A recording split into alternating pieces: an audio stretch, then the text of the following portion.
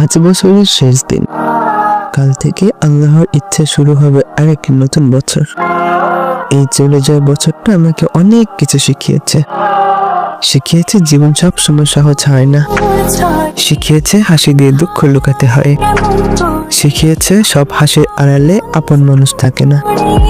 শিখিয়েছে কারা সত্যিকারের আর কারা কেবল প্রয়োজনের পাশে থাকে। এই বছর আমাকে বাস্তবতা সম্পর্কে যথেষ্ট জ্ঞান দিয়েছে। এই বছর আমার জীবন থেকে অনেক কিছু কেড়ে নিয়েছে। কিছু মানুষ, কিছু স্বপ্ন, কিছু আপন মুহূর্ত। কিন্তু সেই কষ্টের মাঝে আল্লাহ আমাকে শিখিয়েছেন বাস্তবতা।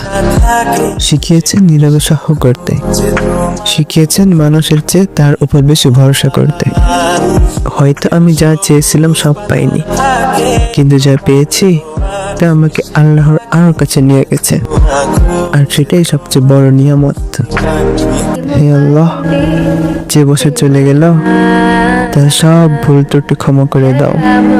আর যে নতুন বছর আসতেছে তাকে আমাদের জন্য রহমত আর কল্যাণ ভরিয়ে দাও। আমাদের অন্তরে সবর দাও, ঈমান মজবুত করে দাও, আর শেষ নিঃশ্বাস পর্যন্ত তোমার পথে রাখো। আমিন।